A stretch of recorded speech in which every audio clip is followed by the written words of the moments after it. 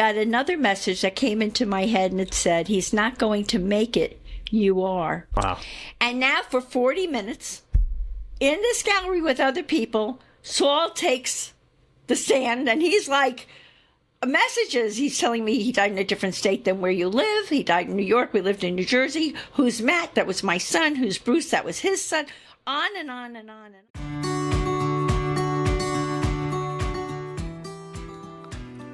Welcome to the Spirits Beside Us podcast. I'm your host, Chris Lippincott.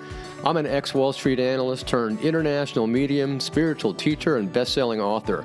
Each week we'll dive into the fascinating and uplifting arena of the non-physical world to help you deepen your understanding and spiritual connection to the unseen realm.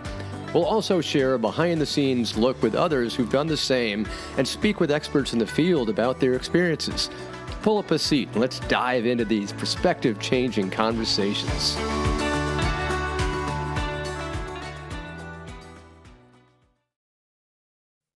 Welcome, everybody, and welcome to another episode of Spirits Beside Us. And today I am so honored to have the wonderful Irene Weinberg with me. And she is so amazing.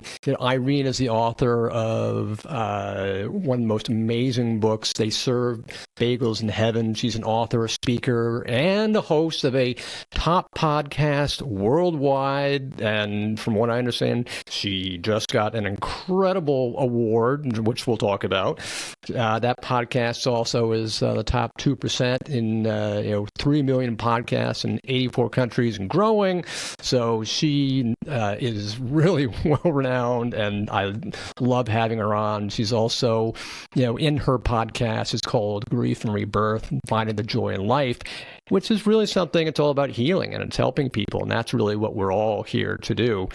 And she's also writing a book, or it's about to come out, called Good to the Last Drop, Embracing Your Life's Third Chapter. So she's very active. So I want to invite... What a pleasure, Chris. It's kind of fun to have the shoe on the other foot, because I think I've interviewed you 2 or 3 times on the podcast. Yeah, it is kind of fun to have the shoe on the other foot, isn't it? So, it's, and thank you for bringing me out, telling everyone about what I'm doing. I have to say, Good to the Last Drop was actually a message that I received to do this book, and it's about people's third chapters in life, which I am, the first chapter being when you're growing up and you're a kid. And that's your first chapter with your school and your home and your family and all. Then you have your second chapter, which you're a second chapter guy, where you're establishing your career and community and whatever you're doing. And then we get to the third chapter, where we're supposedly retired. But I have a feeling you'll be more of a retired guy like I am. Who wants to be retired? I mean, so like some people in retirement just don't seem to be like thinking, all right, it's time for me to get sick and die. Other people go into retirement going, well, okay, now what kind of legacy am I going to leave? What am I going to do for this last part? And how can I take care of myself good to the last drop? Exactly. So that's the premise of that book that's coming out soon. Well, that sounds great, and it sounds very much the culture of Japan and lots of it in Asia, where that third chapter is often your best chapter. It's that wisdom that you have. It's that ability that you have. It's that's why you see the age, the average age in Asia often is so high, because they don't give up. They don't just say, okay, chapter's written, I'm gone, I'm off to the sunset. No, it's now I'm off. It's time to start again. That's right. And it's a different mentality than in this country often, which is, you retire, you're over the hill, where those cultures respect the wisdom gained through age. Yeah, exactly. Anyway, I have a bunch of stories, and every single person in this world, I would think, in their life journey, they've been through deaths, as you would know better than anyone. They've been through deaths, they've been through career changes, they've been through all different things. So how do these collective experiences add up for that third chapter? And that's what the book is about. Do you stay in the past, don't heal all your stuff, all your pain, all your wounds, and just sit there in your suffering till you cross over, or do you heal and look at that as that's fed my current present and take that wisdom, and now what are you going to do with that for this remaining time? Are you going to be a role model? Are you going to, like one guy I interviewed literally lost a child and went through all this stuff. Now in his third chapter, he is leading grief support groups for men. So Wow. like what a wonderful thing for a third chapter That's gig. amazing. Yeah, that's absolutely amazing. So you've got. I love your story, and I don't want to spoil it yet because it is so beautiful, so amazing. So let's understand where you came from. What was your childhood like? What was your upbringing like? Did you have, what kind of religious exposure did you have?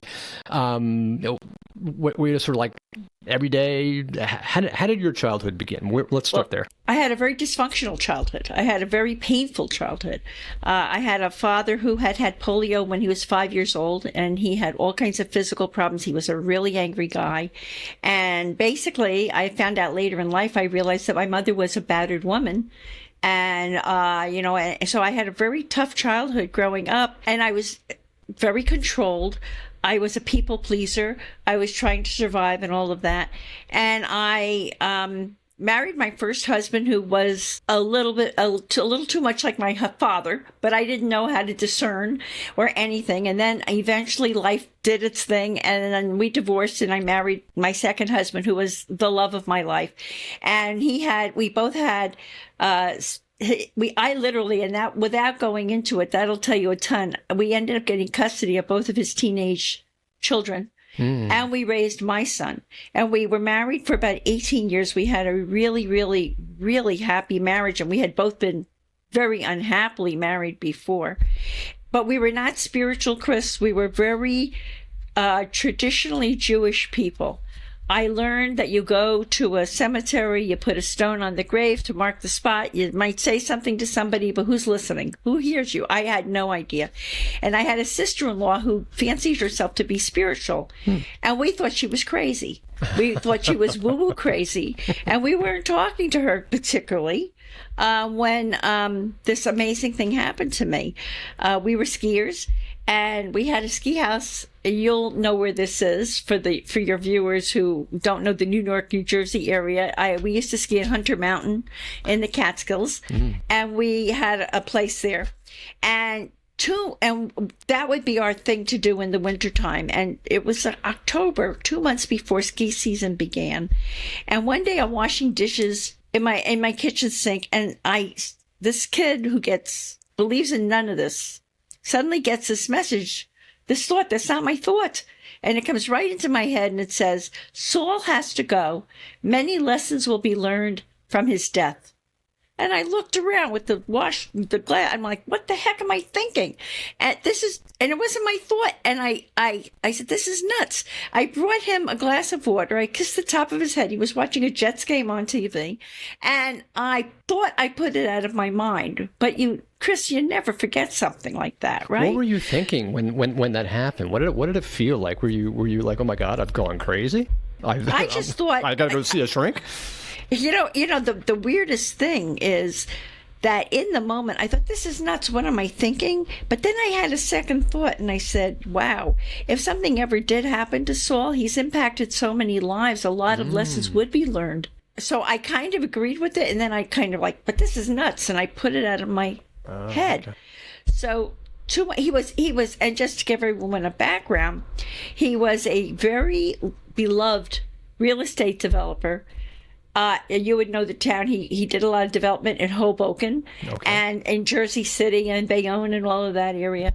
And he had a very charismatic, loving personality. So the yuppies that he worked with and sold condos to, because he was taking factory buildings and converting them to condos and all, they called him Uncle Saulsy. And I'll tell you that for a reason during the interview. But they called him Uncle Saulsy. So he literally even had Saul Z on his license plate for his car, because he was so beloved with what he did and all of that. And I helped him in, I used to be a buyer for Macy's, and I grew up being a violinist and all of that. And I had 2 children's stores and all that. But then I started, when we married, I helped him in his real estate business. And we were a great couple. We had a great time together. He was really the love of my life. We had such a good relationship, and we faced down a lot of challenges, like bringing up these kids and all these different things that had happened to us. So, we had a real bond, and we had an understanding. I grew up as a violinist, so I was very into culture, and he was a jock. He loved skiing, he loved baseball, he loved football and all that. So when we were dating, he said to me, you're perfect for me, but you don't ski. And I said to him, you know what, you're perfect for me, but you have no class. And he said, what does that mean? Oh, no. And I said, I'll make you a deal, Saul. I come from Florida, I said to him, I'll put those 2 sticks of wood on my feet. I'll take 1 trillion lessons. I will be skiing with you on those slopes, and I will go with you to your football games. I didn't even know what a down was yet, but you have to go with me, if you're willing to do this, to ballet, symphony concerts, theater, and all that. And he grew. I said, your part's easier. I risk my life on a mountain, and you get to sit in an audience, and I'll nudge you if you're falling asleep.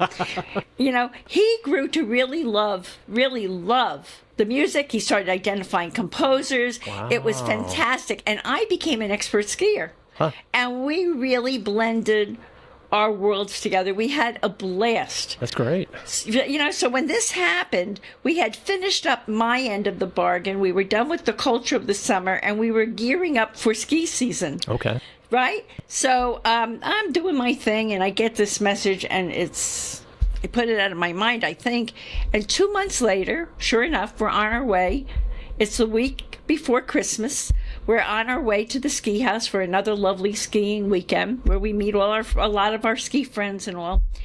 And at the end of the weekend, it was interesting. The night before, what I'm going to tell you that happened to us, the night before that happened, the accident happened, he said to me, I'm so lucky and thankful to have you in my life. Oh. It was really interesting. I didn't realize at that time that maybe that was his soul or his something making sure to give me that message.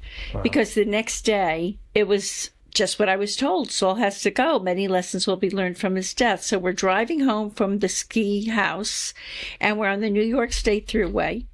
And we were on the thruway for about an hour and a half, and suddenly I felt the car go into a huge swerve.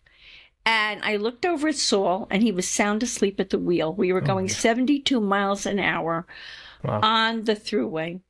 And I called out to him, Saul, and he woke up, and he saw what was happening, and he went to pull the car out of the swerve.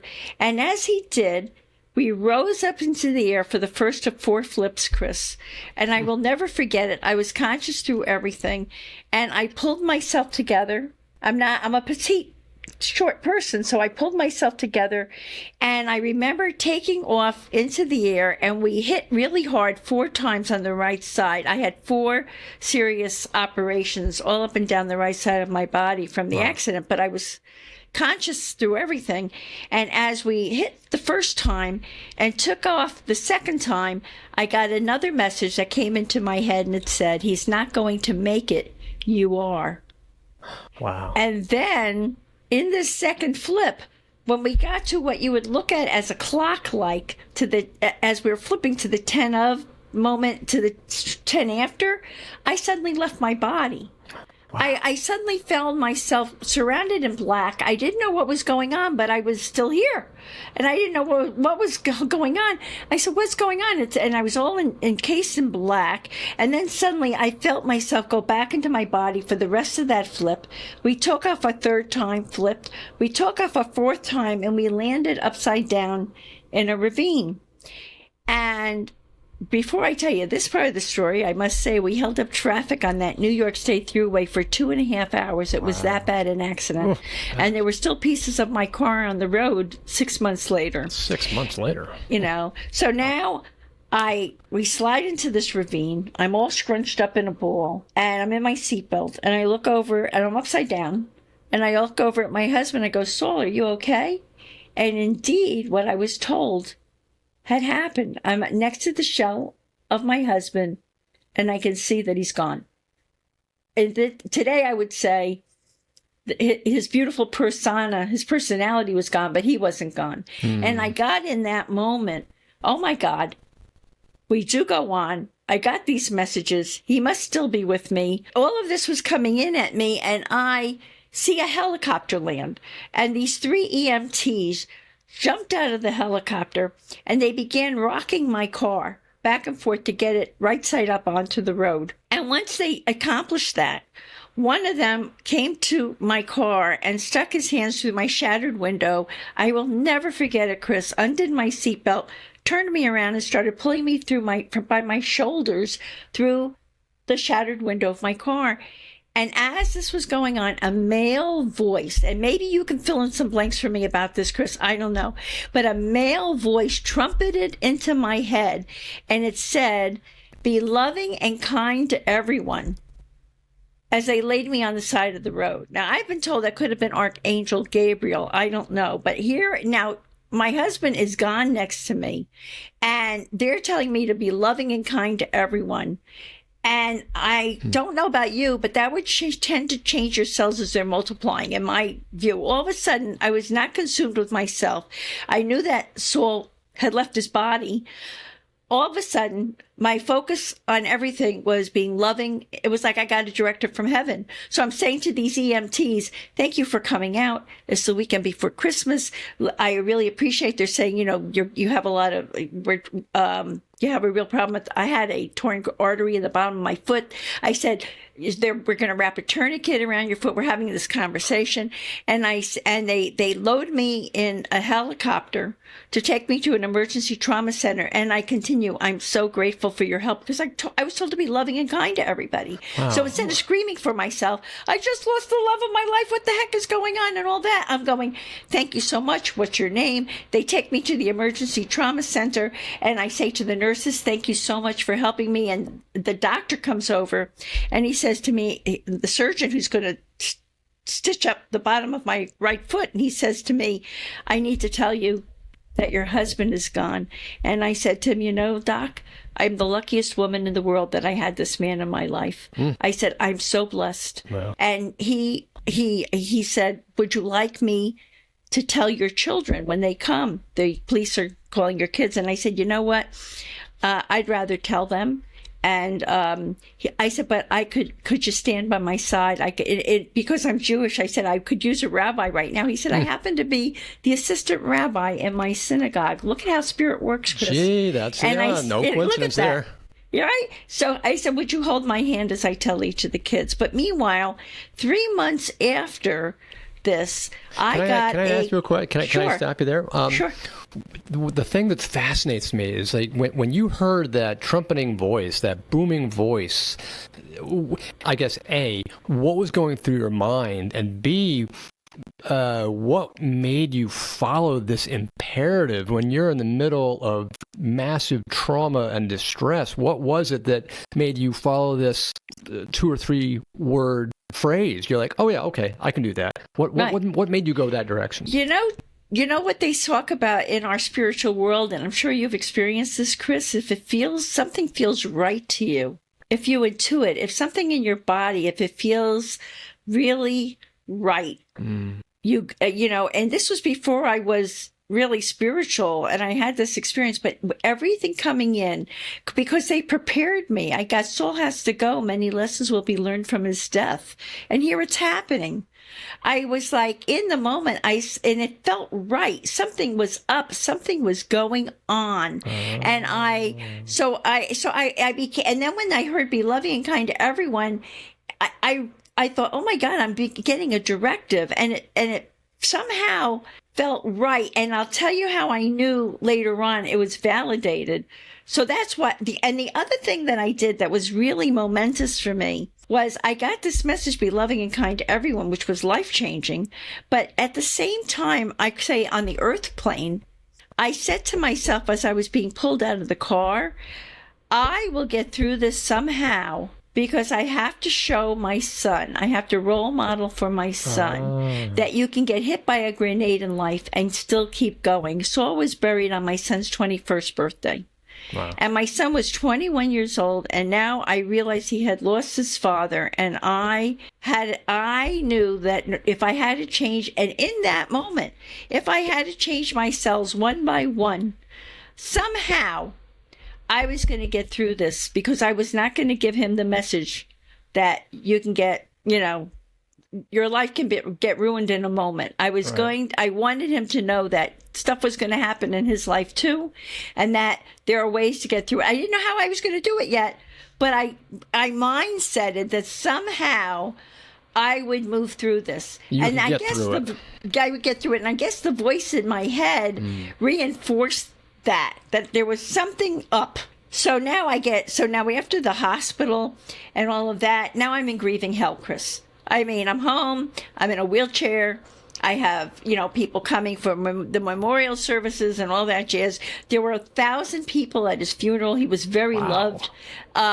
He was, I'm going through all of that, and I'm in grieving hell. And I get stuck with all these business problems, all these things going on. Family issues, because we've got stepchildren and all that kind of thing and all that. But what was this all about? And 6 weeks after the accident, it's amazing how spirit works. I'm just out of my wheelchair, and I'm just starting to drive Saul's car because mine was completely totaled. And I get a call from my dry cleaner. And you know me by now. I talk to everybody. I'm very friendly. And every time I used to bring in my dry cleaning, we'd have a chat or whatever, and what's going on with your kids and your grandkids and all. Sure. And he called me and he said, Irene, I don't tell this to a lot of people, but I feel like you're very open-minded. Well, now I was, of course, much more open-minded from what was going on with me. Right. He said, and I want to share something with you. He said, 8 years ago, and my wife and I don't share this with a lot of people. He said, 8 years ago, my wife and I lost our oldest son to a drug overdose, and we were besides ourselves, and we went to grief therapists and counselors and all kinds of people, and no one could help us. Then someone told us that the soul goes on to the other side.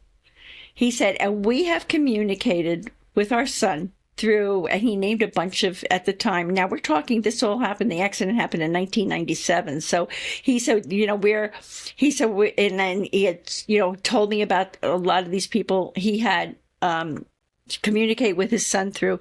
And he said, there's a new guy coming up who's going to be very famous one day. And he has a gallery for your viewers. Is like when everybody, and I'm sure you've done many of them, Chris, right? Where people get together, and you've done one for me on my podcast, where people get together to hopefully get a message from their deceased loved ones, and then they're in a group.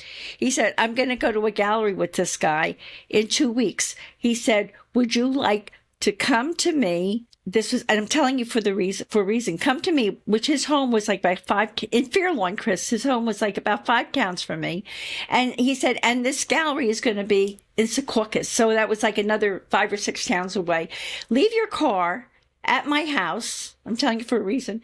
And then I'll come into my car and I'll drive us to this gallery.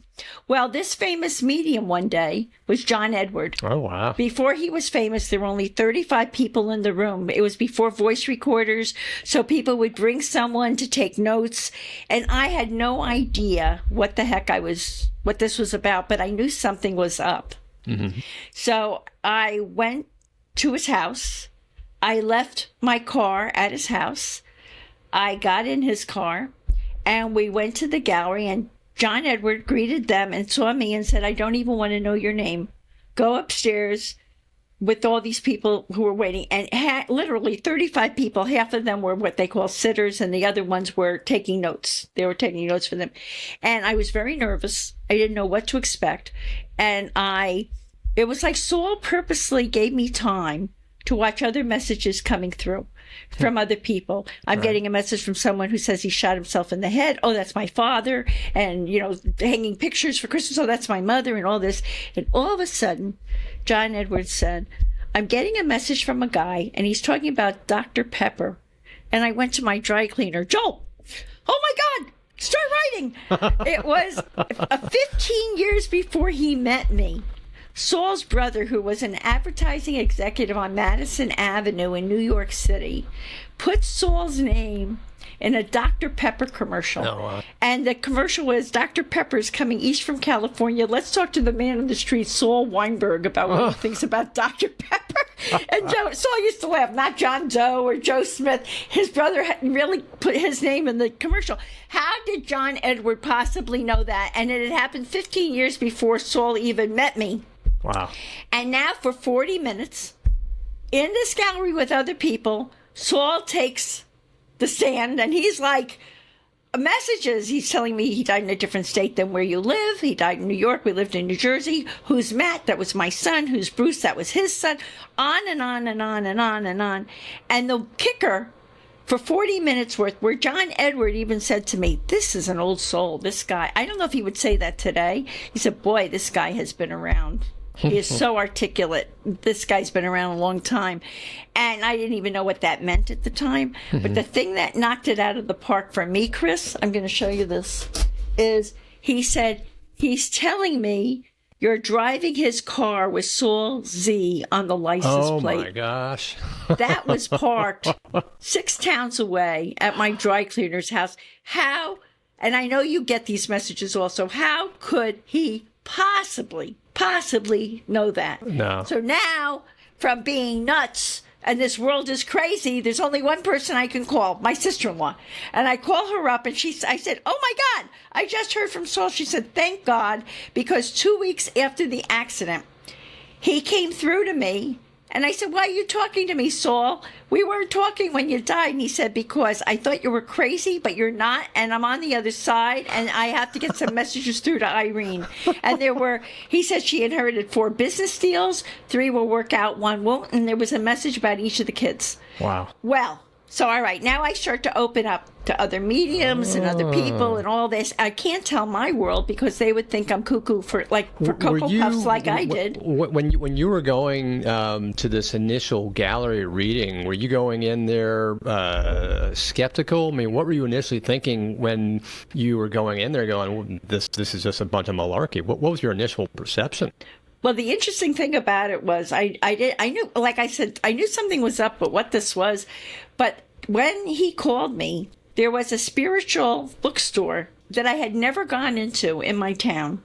And as I walked into the bookstore, facing me right on was James Van Praagh, had just come out with his new book, Talking to Heaven. Oh, right. I said, what is this? And I felt compelled to get the book. And one of the messages that John Edwards said to me was, he's telling me that you read a special book to prepare for this evening. Oh.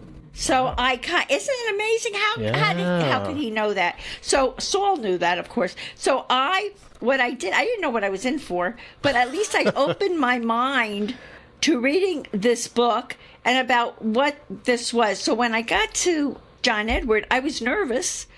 I dressed more like I thought I had a date coming up. I did not know what this was about.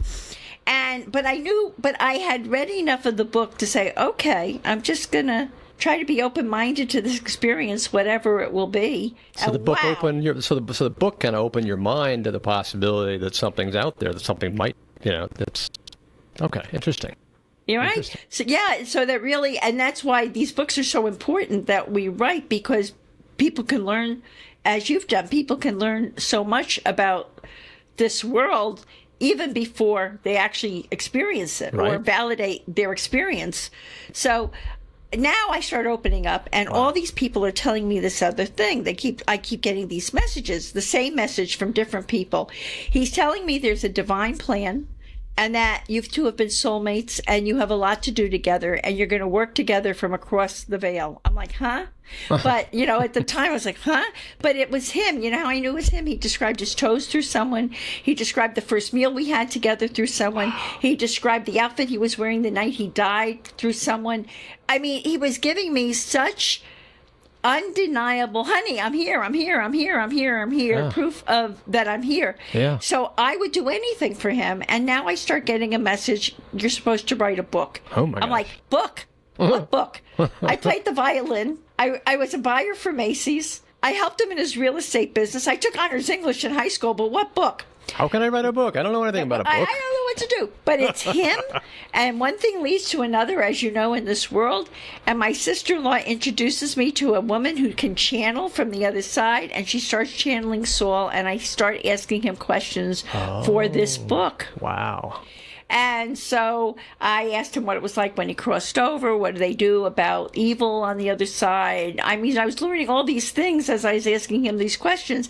And the book is a love story. It talks about, he channeled some of our past lives and how I knew she was real. How I knew this was real. Because I always had a healthy skepticism through everything. Right. She was Methodist. She had never heard a word of Hebrew in her life.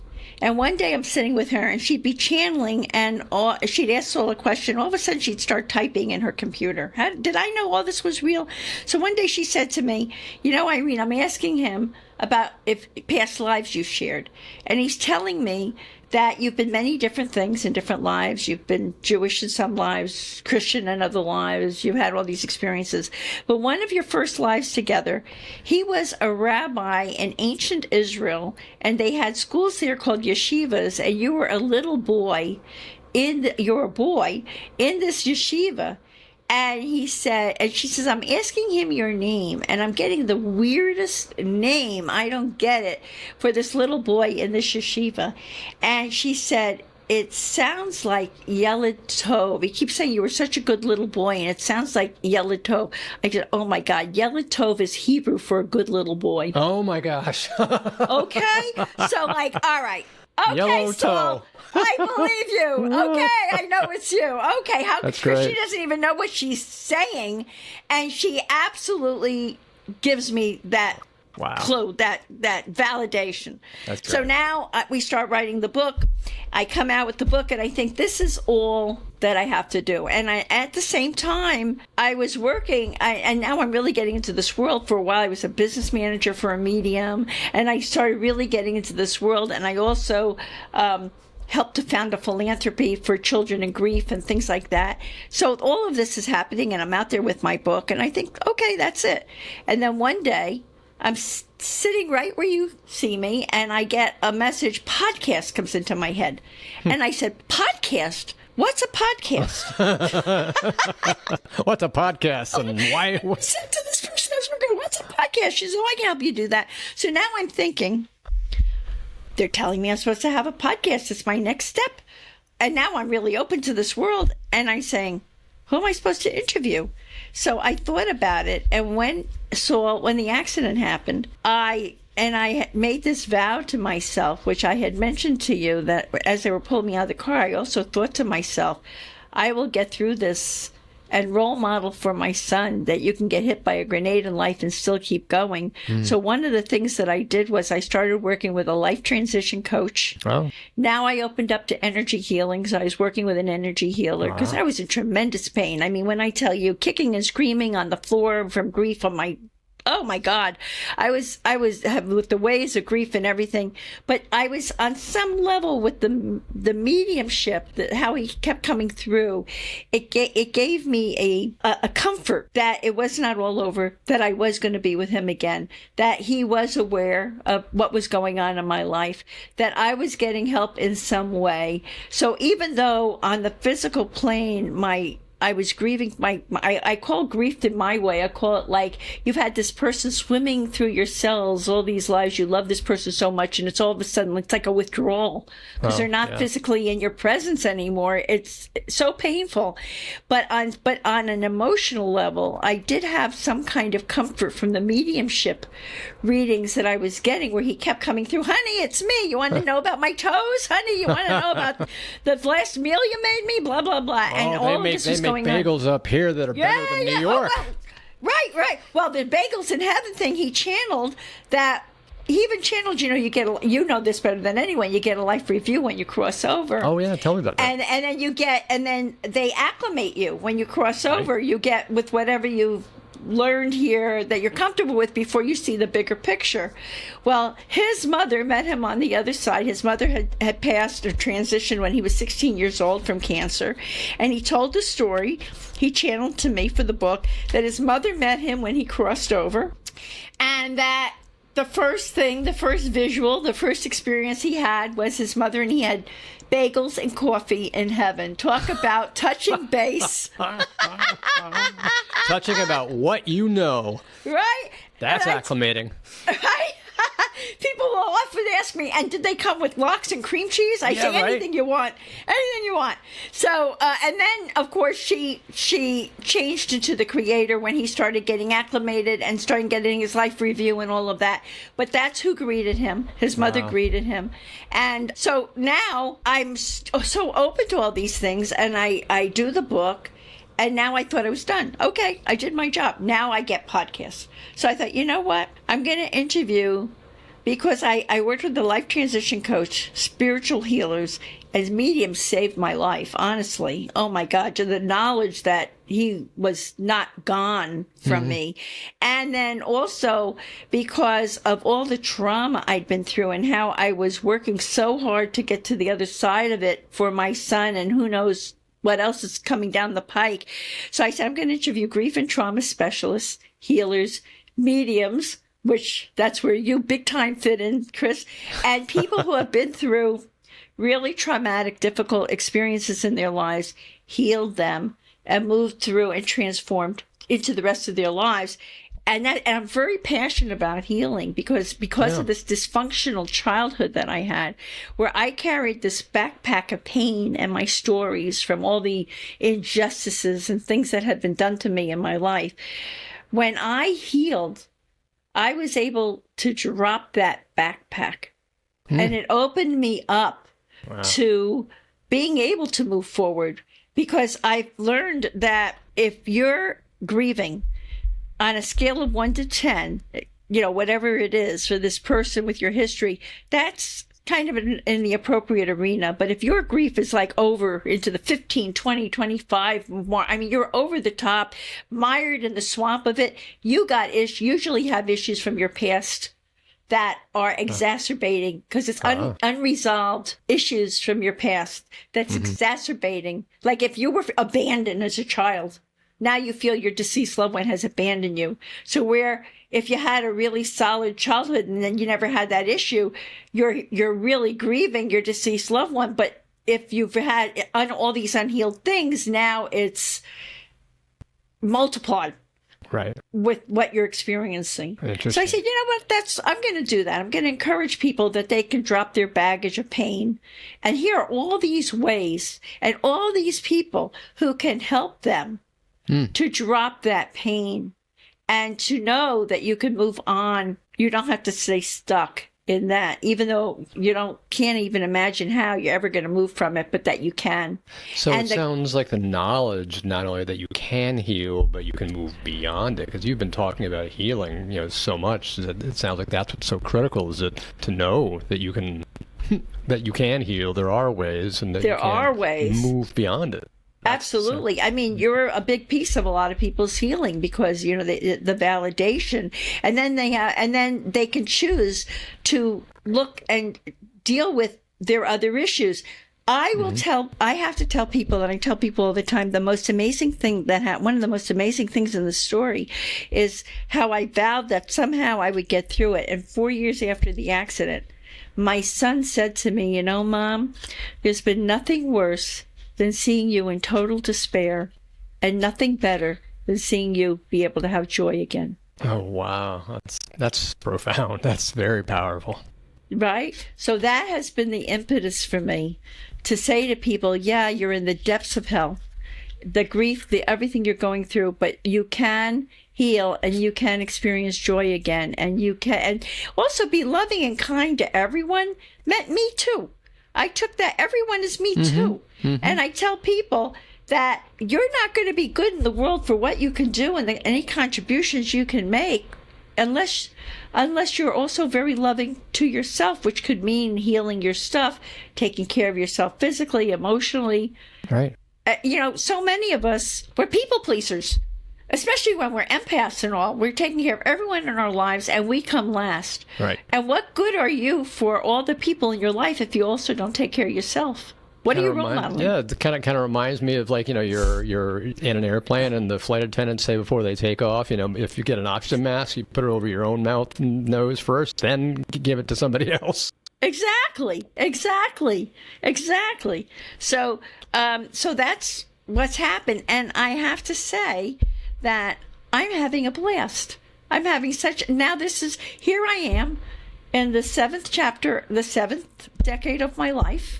Yep. I know I only look 22, but I'm in the 7th decade of my life. You're still right? a teenager. Right? But that was the impetus also for Good to the Last Drop, because so many people will say to me, you're such a role model. You embrace life. You're doing all these wonderful things. You're taking good care of yourself. I want to grow up. I want to get older like you.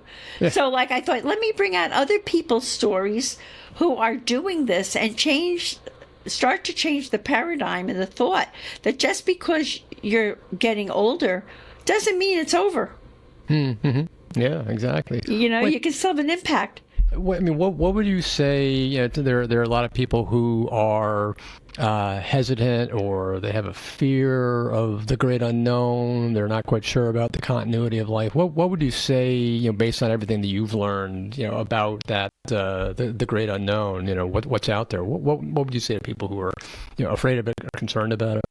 I'd say you're going through a lot in your life because you chose to come in and learn lessons, and this is school, and you're going to go home. And the way that, to be honest with you, I'm not afraid of dying anymore from what I've experienced. I'm afraid of not living life good to the last drop. Oh. But what I would say to them is I had an experience at a gallery with a medium.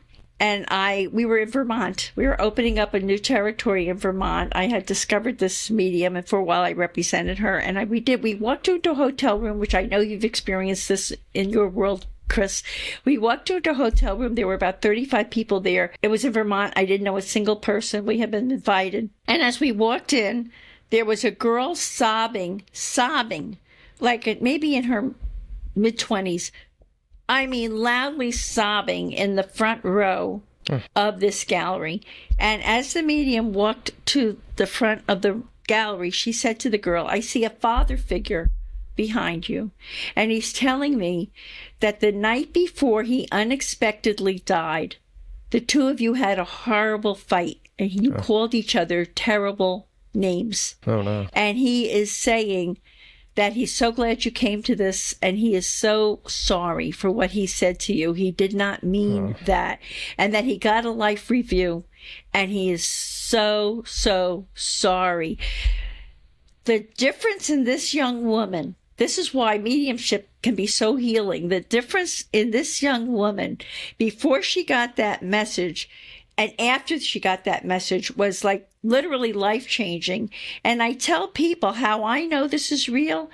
That imprint of how you treat people in your life, they don't care how much money you made when you get to the other side. They want to know how you expressed love, what you did, how you impacted people in your life and all that in this lifetime. That imprint, that last word said, that's why I say the last thing Saul said to me basically the night before he transitioned was, I'm so happy and I'm so lucky and thankful to have you in my life. Oh, wow. That was what he took to the other side. This man took to the other side these awful names he called his daughter, these horrible things he called his daughter, and he got the message and was able to come through and apologize to her and take care of it. A lot of people can't do that, or they don't do that, so they take the pain that they've caused others or whatever, they take it to the other side. So that's how I know. That's why I want to tell people that I know for sure that we go to the other side. I know for sure that the imprint of your choices in this life, though there's no judgment there, but your choices will follow you over. And that's why you're here in school, to learn how to make different choices and to learn these lessons. All the lessons, exactly. And a lot of times I also get, even for those people who do think about, the afterlife, or they think about, the beyond, oftentimes I'll get questions about heaven or hell. What's your understanding of that? Is that something that you've got a new perspective on? Is it there, or is it more something that we create in our own awareness as a result of it? What's your thought? I've learned a lot about that too. We land according to your vibration of how you lived your life and what you did. You kind of land, there's no hell. The hell is in your mind. You kind of create it yourself. If that's what you create, that's where you go.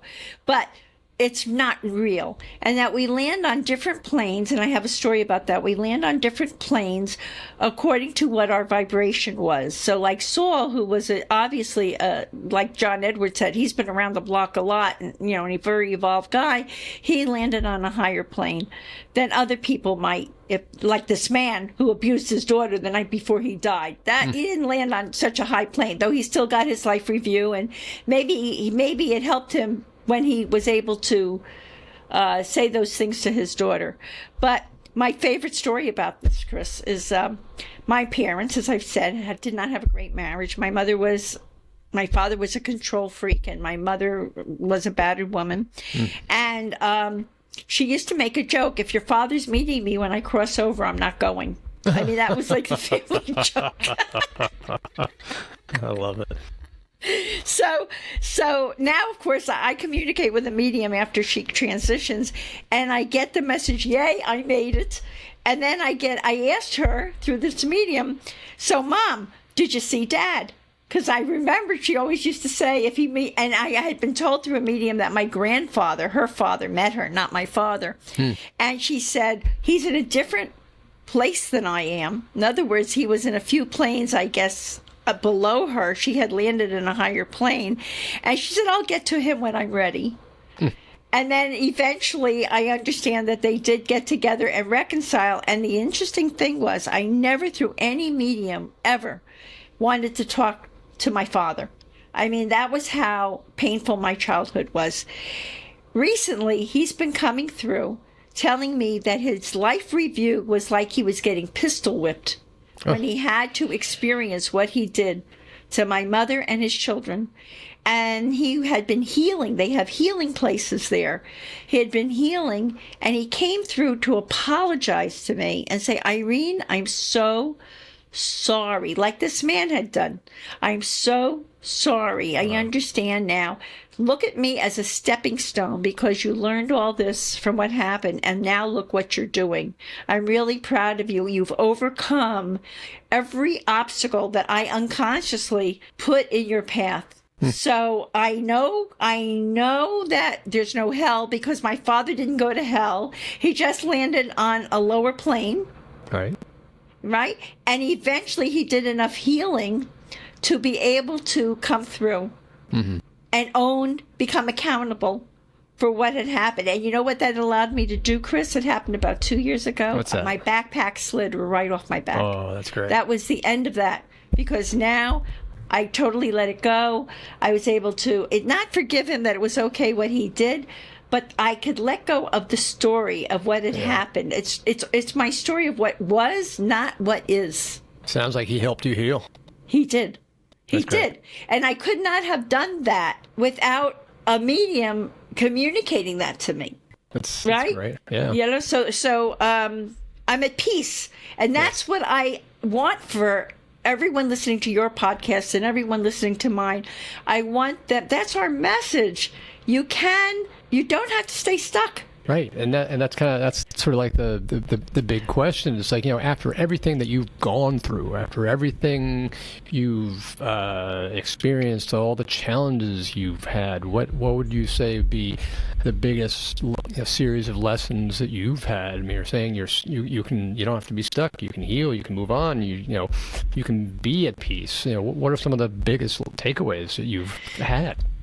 My biggest takeaway is that every single person listening to this podcast on this planet is as precious and important as anyone else in your life, whether they've achieved fame or not. We all have we're all part of a collective, and we all have our own mission and our own job to do. And the healthier you get, the more you work to drop that backpack, the more you can be a role model for other people in this life to also enhance their vibration and to make it a better world and to drop the pain.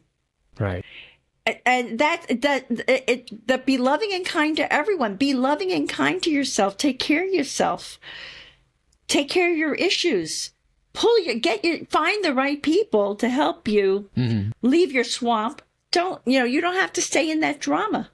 Yeah, exactly. I mean, it sounds like you're talking about the purpose of your life, even the soul purpose. It's like what would you say? What's your understanding of a soul purpose? I mean, it sounds like that kind of is what your purpose is on life. I see you as a healer. So many people come to you and they get this wonderful healing for what you do. I see my role, my soul purpose is I'm a bridge to you. I'm a bridge to healers. I'm a bridge to people who are giving the message. They're not coming. People tell me my presence is healing because how I've healed and where I am. But I don't see myself per se as a healer. I see myself as a messenger, as a bridge to healing.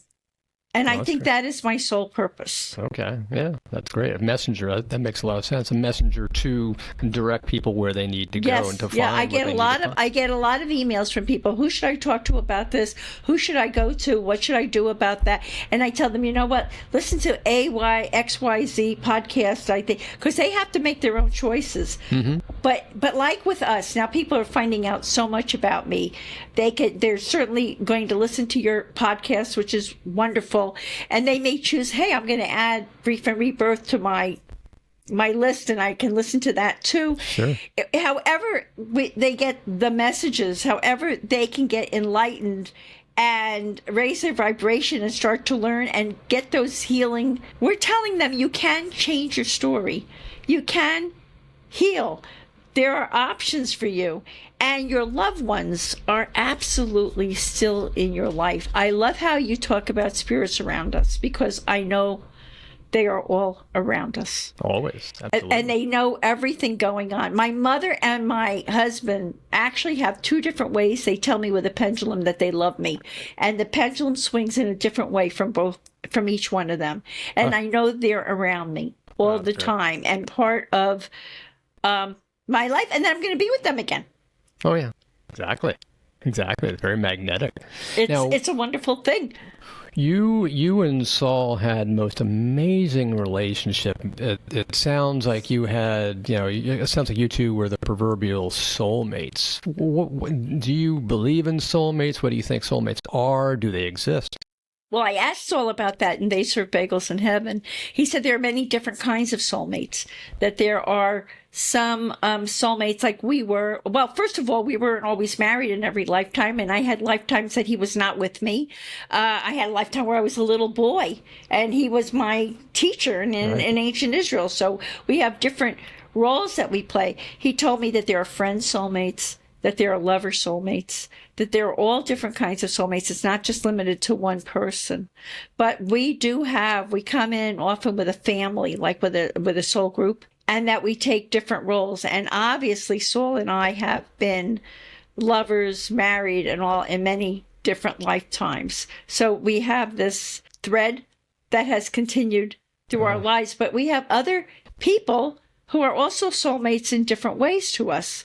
But if you call, through friendship or different ways, we connect with different people, and sometimes people come in and they go, I'll play this role in this lifetime. I'm going to take this part because this is the lesson that we've decided you need to learn or keep working on in this lifetime. So, one of the lifetimes that is in my book, They Serve Bagels in Heaven, I said, Saul, I don't want you in this lifetime. I need to have a lifetime where I am learning how to function and develop certain parts of my soul without you. And so, there are those kinds of things that happen. Now, in this lifetime, think about this. He had to go, and I've been told I could have gone with him. The amazing thing was, I mentioned to you before we started that when we were dating, an astrologer said we were going to die together in a car accident.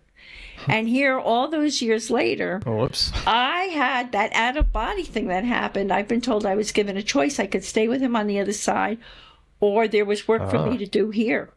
And I chose to come back. And do the work.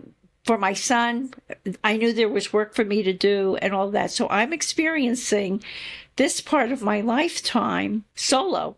Huh. I mean, I'm together with him, but not in the physical. Way. And he's encouraged me. If another man came into my life and all, he would have no problem at all, because it's all about being loved, and they are not jealous over there. Yeah, they're not invested in us that way over there.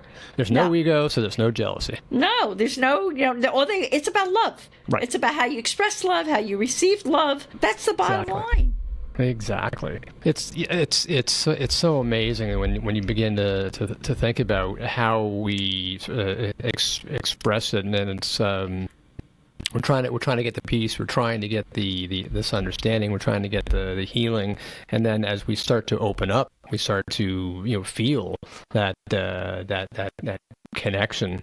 And it sounds like with you've been rapidly gaining more and more of the understanding, to the point where it's now overflowing from you, that you can just give that peace, give that understanding, give that ability and learning how to love and to heal and to give that knowledge to other people. Absolutely. That's what you've got. You've got the knowledge. Right. And I tell people there's no judgment on the other side. That's another thing that I've learned. You came here to learn lessons. Some of us flunk the course, but they're not going to, you may end up in the lower plane, but you're not going, there's no judgment. There's no hell. Hey, this is, you'll have to come back, I guess, to learn the lesson. You didn't master it in this lifetime. So I always say, do your healing. Do you really want to come through with the same turkeys over and over and over again? I mean, it's like, do you want to fail kindergarten and go back to kindergarten and do it all over again? I'd rather go back and keep doing more. So, even though it takes a lot of courage to change and grow, but the rewards are tremendous. It's like I asked a therapist once, why don't more people go to therapy? And she said to me, because it takes tremendous courage to face your pain and face your wounds and to change.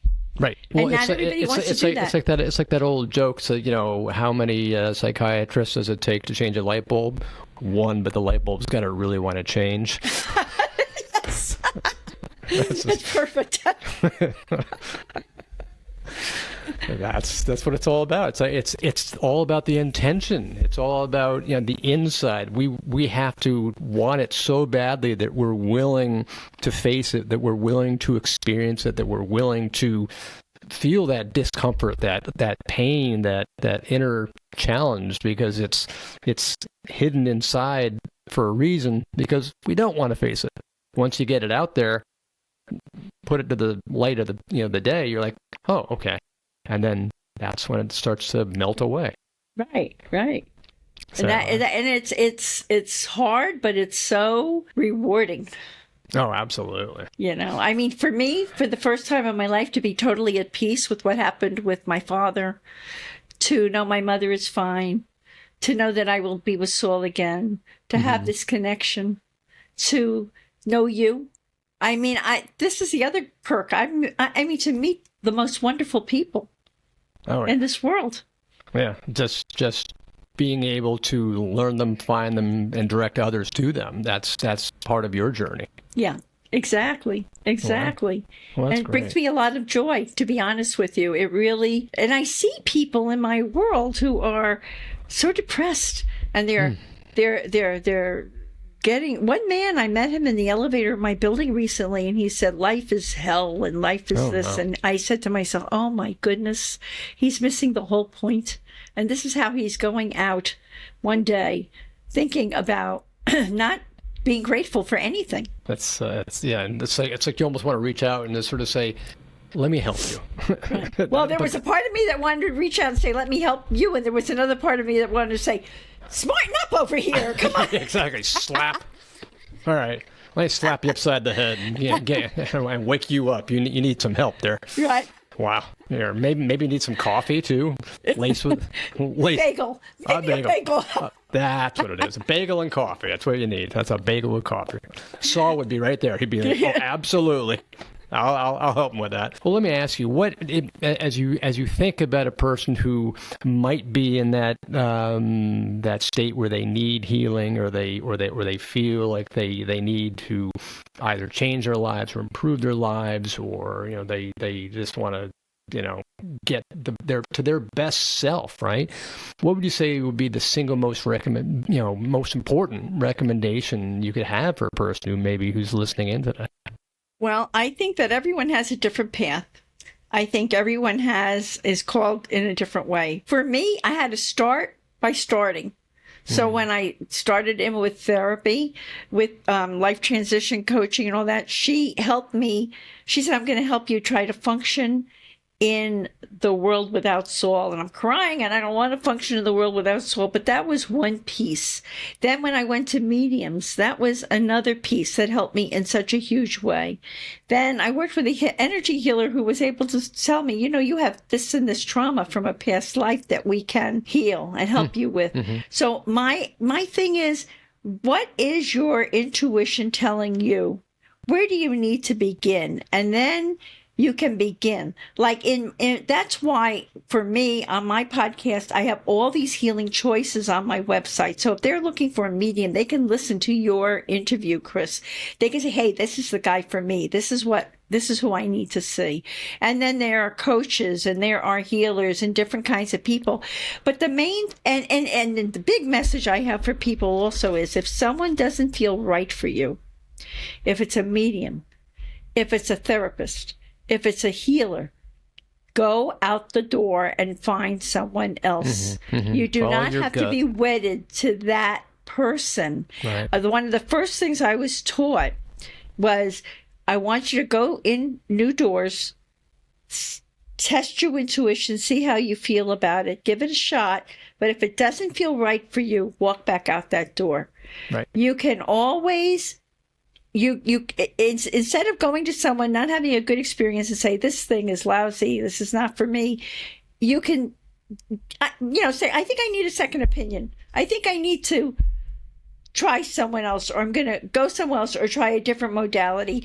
And as you seek it out, and as you open up, I think a person gets led step by step to where they need to go. But you have to open the door. Right. You got to start somewhere. It's like the saying, put the toe in the water, and if the water feels good, put a second toe in the water, and then a third, and so on and so on. But if you feel the water's too cold, take it out. Try again. Exactly. Yeah. But it's a blessing. I mean, for me, my first step was that session with John Edward, going to a medium. That opened me up. Oh my gosh, it's Saul. Oh my God, the license plate. Oh my God. And that opened the door. And then I had some missteps, and I learned lessons from it, and I knew I could walk out that door. Wow. There you go. Wow. That's amazing. Well, you've been doing so much, good work and healing and helping other people, and that's been coming out on your podcast. And now you've got, I think, an incredible award in 2 categories or something. Tell me about what you've been awarded with in your podcast. Thank you for asking about that. I'm very humbled by it, actually. There's an international organization that is called Speak Up Talk Radio, and they check out people's podcasts and they listen to different episodes, and it's a panel of 6 people, and they listen to 2 or 3 or 4 episodes, each one of them, from different podcasts that apply to have their podcast considered for this award. And I was blown away because I was awarded first place in 2 categories. One was for motivation and inspiration, and the other was for spirituality. Wow. And I thought, my God, and it was by all this panel of judges and all of that, and it's international. So I guess my podcast was up against other podcasts from all over the world. My God. And I'm very, very, very, very honored to have received this recognition. That's wonderful. It's I knew your podcast was already in the top 2% or something in all the like 80 different countries. But then on top of that, you're also getting, these 2 awards or award in 2 categories. That's amazing. That says a lot about the power that you've got, and that Spirit truly was right in that they were the ones getting behind you, poking you, saying, you got to do this podcast, because we want you to go help other people. You're going to be our vessel for healing. Exactly. It's really, and when you look at your life, and I know that this is true for you too. If you look through your trajectory of your life, you kind of see how the different things that happen to you seem to be part of a puzzle that fit together as you and bring you to the next step. Right. So even the dysfunction and the things that I went through in my childhood, the tough first marriage, the all these experiences that I've had, make me more able to relate to people as I interview them and relate to what they're talking about. So 100%. It's almost like I see now from the beginning, assuming this was my sole purpose that I came into, who knew, but they knew that I was kind of taken along, that I needed to have these experiences to wind up doing what I'm doing.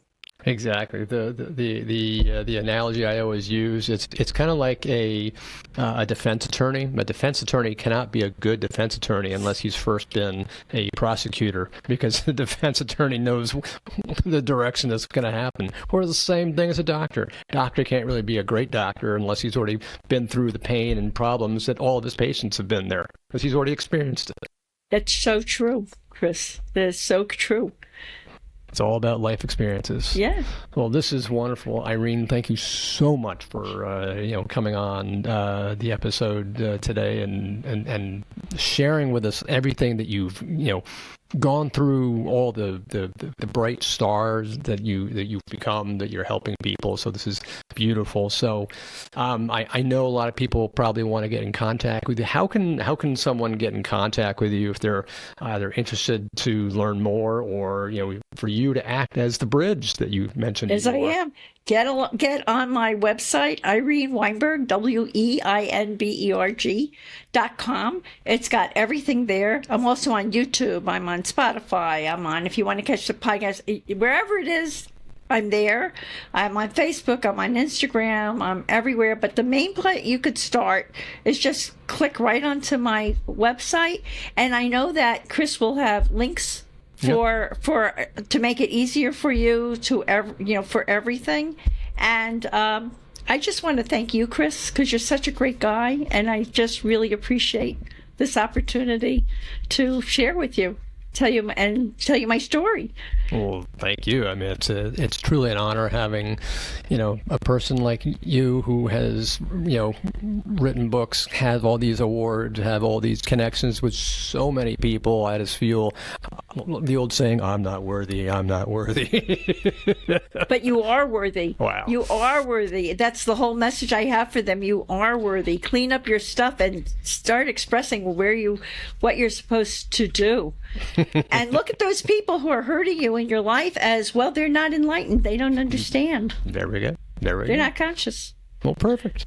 Well, wonderful. Irene, thank you so much. I'm so excited. And, everything that we've been talking about, all of your links, all of your books, everything that we've been discussing today, everything's going to be in the show notes. So if you're interested in seeing anything and getting more details and all the nitty-gritty, it's definitely all in the show notes. So thank you for listening to the show, and I can't wait to see you next week. And with that, we'll close the show. And this is Chris Lippincott. I'm sending you love and light. Until next time, bye for now. I hope you enjoyed this episode of Spirits Beside Us. Make sure you head over to the show notes for all the links and information on this week's episode. You can check it out at spiritsbesideus.com. If you love this episode as much as I did, head over to rate and subscribe so you never miss an episode. Also, if you're looking for a community of spiritual seekers like yourself, make sure you join my Facebook page, Spirits Beside Us Podcast on Facebook. This is Chris signing off, sending you love and light. I can't wait to connect with you again on Wednesday.